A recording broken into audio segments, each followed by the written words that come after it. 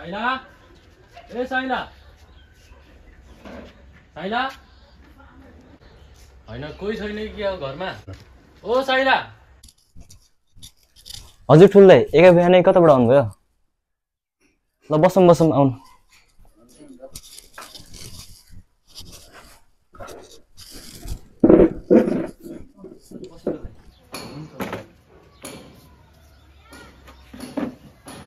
हैन कहिले नआउने मान्छे आज एका बिहानै कताबाट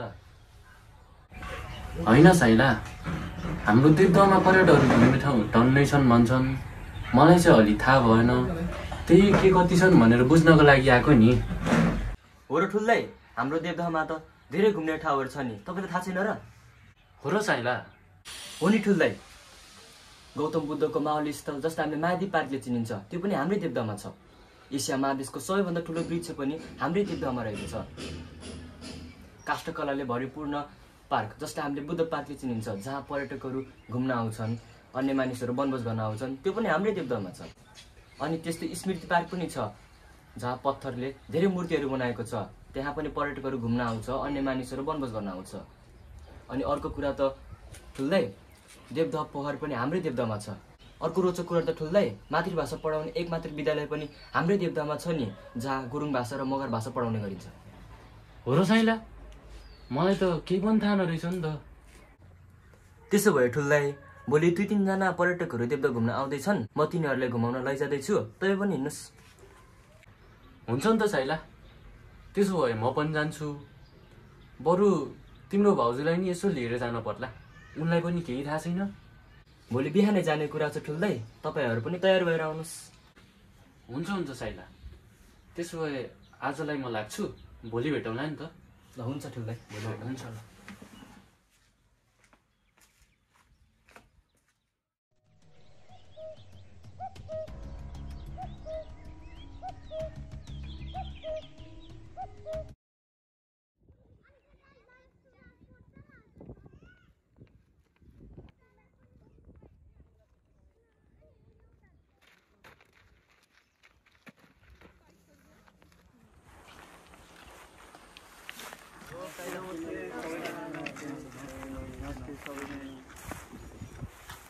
बिरु सर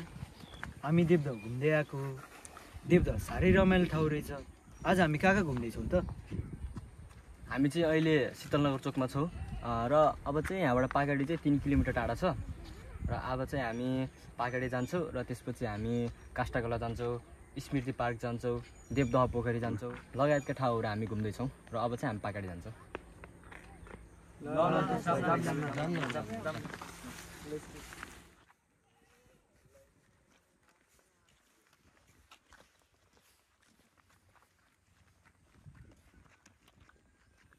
उतै हो पागडी दाइ भाउजू हजुरले पनि देवदहमै भएर पनि पागडी नदेख्नु भयो रहेछ यही हो पागडी ए यो पो पागडी हजुर कति ठुलो रहेछ कति राम्रो रहेछ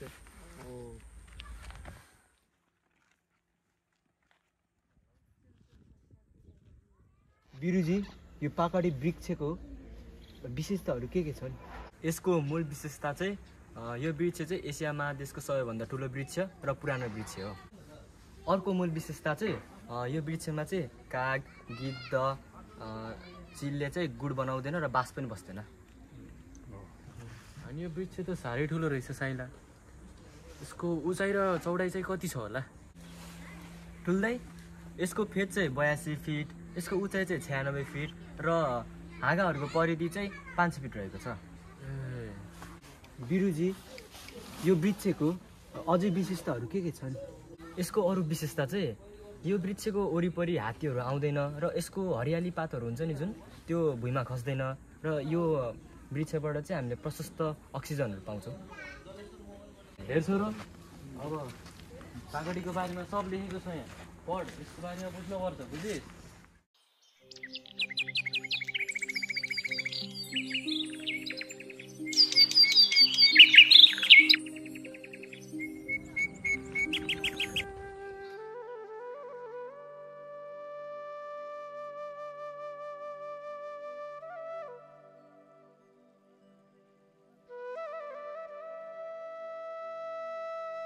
मम्मी यहाँ के छ हामी के हेर्दैछौँ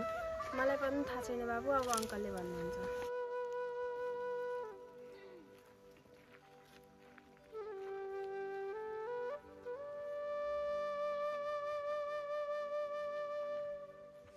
धिरुजी यो ठाउँको बारेमा पनि केही भनिदिनु होला यो चाहिँ कन्यामाई यहाँ चाहिँ दुई दिदी बहिनीहरू हुनुहुन्थ्यो बहिरीमाई चाहिँ दिदी हुनुहुन्थ्यो उहाँ चाहिँ बिहा गरेर गइसक्नु भएको थियो र कन्यामाई चाहिँ यहीँ कन्या बस्नुभएको थियो भन्ने यहाँ जनविश्वास छ युद्ध हुने बेलामा चाहिँ मान्छेहरूको शरीर काटेर गाडिदिएको भन्ने जनविश्वास छ र यहाँ चाहिँ उत्खनन गर्दा मूर्तिहरू भेटाएको भन्ने विश्वास छ र यो चाहिँ पहिलाको प्राचीन इँटाहरू भनिने गर्छ ल आउनुहोस् यो चाहिँ इँटाहरू कति ठुल्ठुलो छ यो अहिलेको समयको चाहिँ होइन प्राचीन इँटाहरू हो हुन सक्नुहुन्छ कति ठुल्ठुलो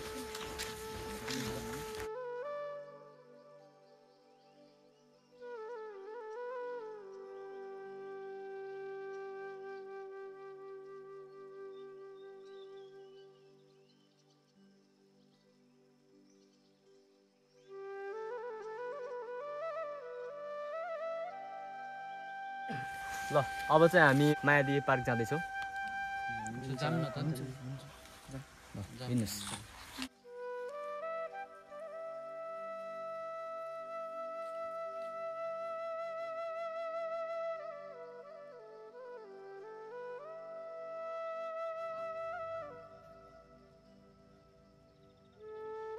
वीरुजी हामी मायादेवी मन्दिर आउन त आइयो यहाँको बारेमा केही कुराहरू भनिदिनु न हामीलाई यो चाहिँ मायादेवी पार्क हो र यो चाहिँ गौतम बुद्धको मावली देख्न सक्नुहुन्छ मायादेवी माइती मन्दिर देख्न सक्नुहुन्छ र यहाँ यो चाहिँ मायादेवीको घर पनि हो र तपाईँहरूले देख्न सक्नुहुन्छ ऐतिहासिक वस्तुहरू पनि आजभन्दा 2500 वर्ष अगाडि चाहिँ यहाँनिर मायादेवीको माइती दरबार छ भन्ने कुराको विश्वास गरिन्छ र उत्खनन गर्दा चाहिँ मायादेवीको माइती दरबारको भित्ताहरू छ भन्ने विश्वास छ र देख्न सक्नुहुन्छ यो चाहिँ पुरानो मूर्तिहरू यो ढुङ्गाहरू पनि पुरानै भन्ने मान्यता छ यहाँको देख्न सक्नुहुन्छ पुरानो मूर्तिहरू छ यहाँ हेर्नुहोस् ठुल्दा हेर्नुहोस् भनेपछि अझै नि यहाँ उत्खनन गर्यो भने त दरबारको अवशेषहरू भेटिन्छ होला है साइला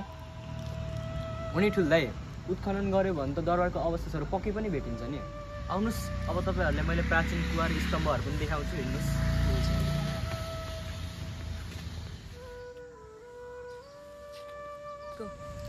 देख्न सक्नुहुन्छ यो चाहिँ अशोक स्तम्भ यो चाहिँ सम्राट अशोकले बनाएको स्तम्भ हो र भनिन्छ कि यो ढुङ्गा नेपालमा पाइँदैन देख्न सक्नुहुन्छ यो चाहिँ प्राचीन कुवा आउनुहोस् हेर्नु यो प्राचीन कुवा चाहिँ करिब 2500 वर्ष अगाडि बनाएको हो र यसको गहिराइ चाहिँ लगभग 15 फिट रहेको मानिन्छ र हामी चाहिँ अब देवदहताल आइसक्यौँ तपाईँले देख्न सक्नुहुन्छ त्यहाँ